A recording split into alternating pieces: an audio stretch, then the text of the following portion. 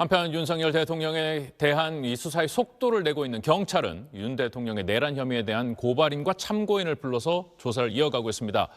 경찰 특별수사단에 나가 있는 취재기자 연결하겠습니다. 최승은 기자, 윤 대통령에 대한 고발인 조사는 어떻게 진행되고 있습니까?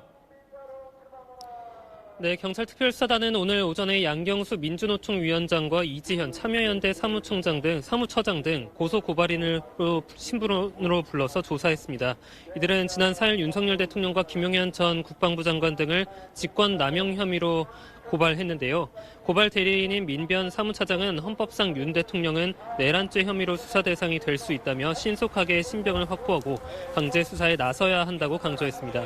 또 추경호 전 국민의힘 원내대표가 비상계엄 해제 의결을 방해했다면서 내란 공범 혐의로 추가 고발했다고 밝혔습니다. 앞서 경찰은 윤 대통령에 대한 직접 조사를 준비하며 본격적인 법리 검토에 착수했습니다. 경찰은 윤 대통령과 관련된 통신 기록 확보를 위해서 통신 영장을 신청할 가능성이 높아 보이는데요. 경찰은 공수처가 비상계엄 사건을 이첩해달라고 거듭 요청한 것에 대해 검토하고 있다고 밝혔습니다. 비상계엄 당시 국무회의 참석자들에 대한 조사는 어떻게 진행되고 있습니까?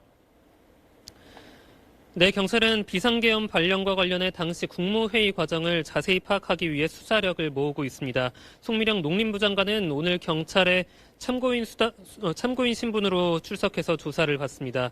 경찰은 계엄 전 국무회의에 참석한 국무위원들을 참고인 신분으로 불러 차례로 조사하고 있는데요.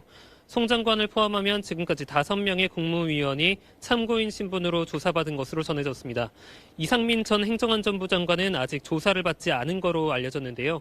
조사받은 국무위원들은 당시 국무회의에서 계엄 논의에 절차적 흠결이 있었다는 취지로 진술했다고 전해졌습니다.